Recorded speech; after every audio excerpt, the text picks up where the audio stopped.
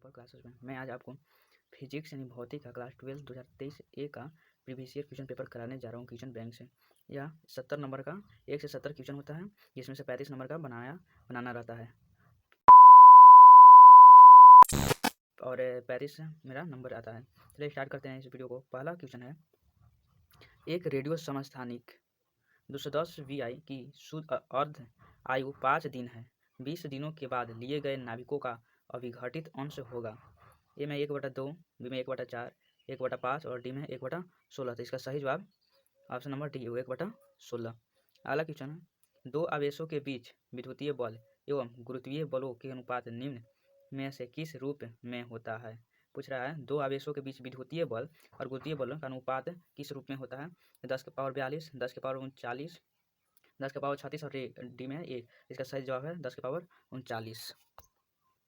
3 number question है, दो आवेश Q को मिलाने वाली रेखा के बीच में एक आवेश Q रखा जाए तो आवेशों के इस व्यवस्था में संतुलन करने के लिए Q का मान होगा। यहाँ पर दो आवेश दिया हुआ है, जो एक बड़ी Q है और एक छोटी Q है, और इसमें संतुलन के लिए Q का मान, छोटी Q का मान पूछ रहा है, तो इसका सही जवाब -Q/4 हो जाएगा। अगला क्वेश्चन 4 नंबर, विद्युतीय द्विध्रुव आघूर्ण सदिश P एवं विद्युतीय क्षेत्र की तीव्रता सदिश E के बीच कोण का मान कितना होगा कि द्विध्रुव स्थिर साम्यावस्था स्थिति में रहे।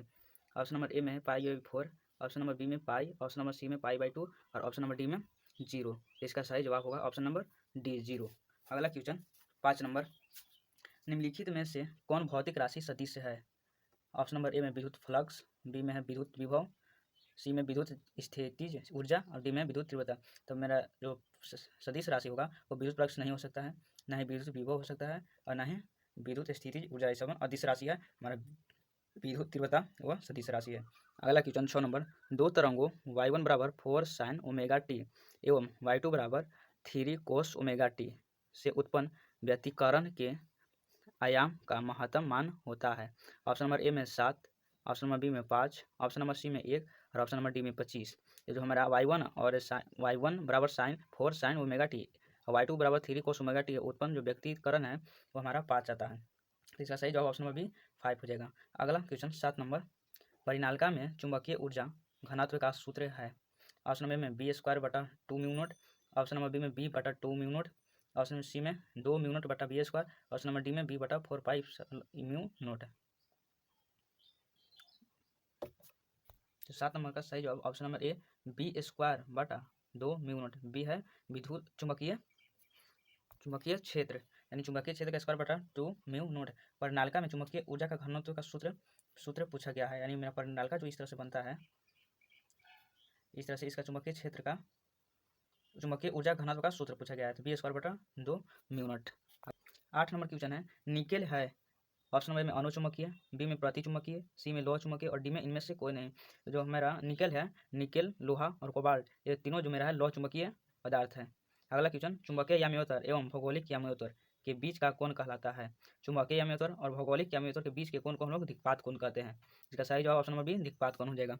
अगला क्वेश्चन, एक उभयोतल लेंस के प्रत्येक तल की वक्रता त्रिज्या 20 सेंटीमीटर तथा लेंस के पदार्थ का अपवर्तनांक 1.5 है। लेंस की फोकस दूरी, यहाँ लेंस की फोकस दूरी पूछा गया है। ऑप्शन नंबर ए में 20 मीटर होगा, ऑप्शन नंबर बी में 1/20 मीटर, ऑप्शन नंबर सी में 20 सेंटीमीटर, ऑप्शन नंबर डी में 1/20 सेंटीमीटर। यहाँ पर मीटर में दिया गया है, यहाँ पर सेंटीमीटर में दिया गया, इसका सही जवाब option number B centimetre. Metre वाला नहीं होगा, 20 मीटर नहीं होता है, 20 सेंटीमीटर होता है।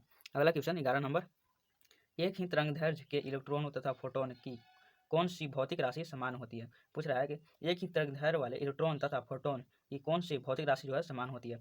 ऑप्शन नंबर ए में वेग, ऑप्शन नंबर बी में ऊर्जा, सी में संवेग और डी में कोणीय संवेग। तो इसका सही जवाब ऑप्शन नंबर सी संवेग, ये हमारा सही आंसर है। अगला क्वेश्चन 12 नंबर, नाभिकीय रिएक्टर में मंदक का क्या कार्य है।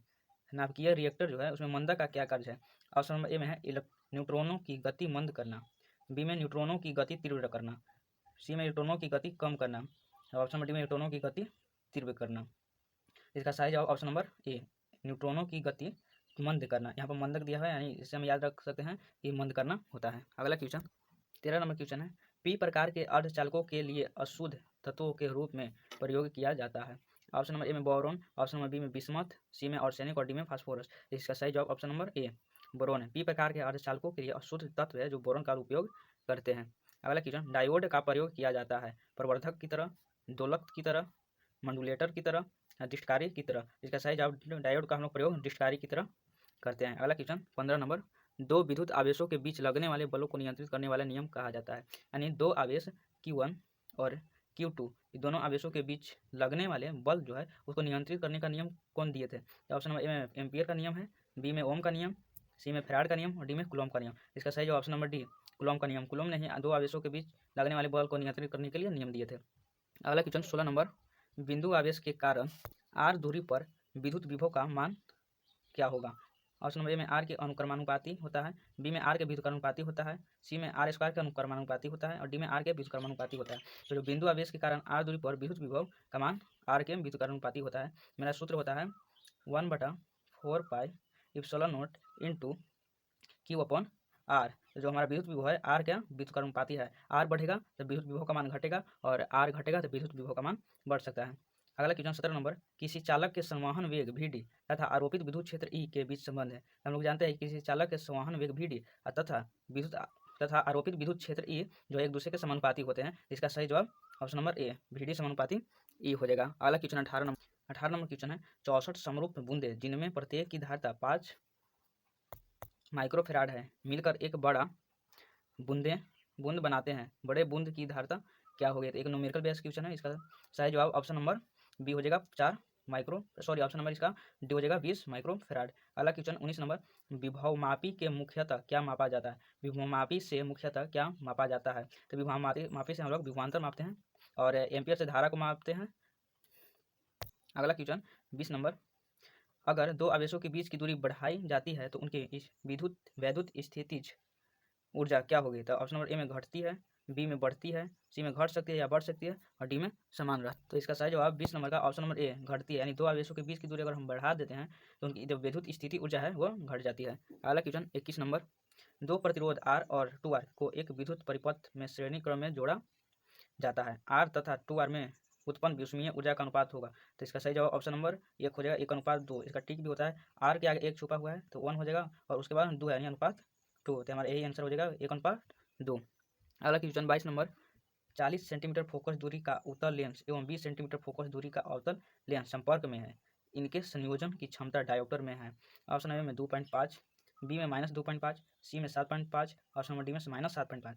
तो इसका सही आंसर 2.5 भी माइनस में करके होता है। यहाँ पर प्लस में दिया हुआ है, यहाँ पर माइनस में, इसका सही जवाब माइनस में होगा। अगला क्वेश्चन 23 नंबर, व्यक्तिकरण की घटना का कारण है। ऑप्शन नंबर ए में कालांतर, बी में आयाम परिवर्तन, सी में वेग परिवर्तन और डी में तीव्रता परिवर्तन। तो 23 नंबर का सही जवाब ऑप्शन नंबर ए कालांतर। अगला क्वेश्चन 24 नंबर क्वेश्चन है, 24 नंबर, ध्रुवित प्रकाश उत्पन्न करने के लिए किसको प्रयुक्त किया जाता है? यानी ध्रुवित प्रकाश उत्पन्न करने के लिए किसको प्रयुक्त किया जाता है? ए में फील्ड कांच का प्रिज्म का, बी में NaCl का प्रिज्म, डी में निकोल प्रिज्म और ऑप्शन नंबर डी में बाई प्रिज्म। तो इसका सही जवाब option number C Nicol prism. 25 नंबर है, जो तीर का निशान दिखा है किसका प्रतीक है? ए में डायोड का, बी में N टाइप, सी में P टाइप, डी में ट्रांजिस्टर। हम लोग जानते हैं कि N टाइप में इस तरह का चिन्ह हम लोग प्रयोग नहीं किए हैं, ना ही P टाइप में किया है और ना ही ट्रांजिस्टर में किए हैं। इसका सही जवाब ऑप्शन नंबर ए हो जाएगा डायोड। हम लोग डायोड में इस तरह के प्रतीक का प्रयोग करते हैं। अगला क्वेश्चन 26 नंबर, ट्रांजिस्टर के प्रवर्धन गुणांक की इकाई होती है वोल्ट, एम्पियर, ओम, इनमें से कोई नहीं। इसका जो सही जवाब है इनमें से कोई नहीं, ऑप्शन नंबर डी, क्योंकि ट्रांजिस्टर का प्रवर्धन का जो गुणांक होता है ना ही वोल्ट होता है, ना ही एम्पियर होता है, ना ही ओम होता है। अगला क्वेश्चन 27 नंबर, निम्न में से कौन सा तर्क द्वार सार्वजनिक तर्क द्वार है? इसमें तर्क द्वार पूछा गया जो कि सार्वजनिक तर्क द्वार होता है। तो ऑप्शन नंबर ए में है OR, बी में AND, सी में NOT, ऑप्शन नंबर डी में NAND। इसका सही जवाब ऑप्शन नंबर डी NAND। अगला क्वेश्चन 28 नंबर, UHF आवृत्ति की तरंगें प्रायः कैसे संचारित होती है? ए में भू तरंगे, बी में आकाश तरंगे, सी में सतह तरंगे, डी में अंतरिक्ष तरंगे। इसका सही जवाब ऑप्शन नंबर डी अंतरिक्ष तरंगे। अगला क्वेश्चन 29 नंबर, 25 की द्विधारी समतुल्य है।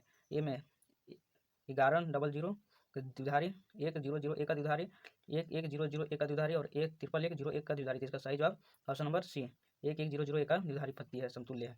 अगला क्वेश्चन 30 नंबर, विवर्तन फ्रेंचों के चौड़ाई व्यतिकरण फ्रेंचों के समान होती है, के समान नहीं होती है, जैसी होती है, इनमें से कोई नहीं। इसका सही जवाब ऑप्शन नंबर बी के समान नहीं होती है। अगला क्वेश्चन 31 नंबर, प्रकाश वर्ष का मान बराबर होता है। हम लोग जानते हैं कि प्रकाश वर्ष का मान 9.46 × 10⁻15 मीटर होता है। इसका सही जवाब ऑप्शन नंबर ए में ही दिया हुआ है, 9.46 × 10⁻15।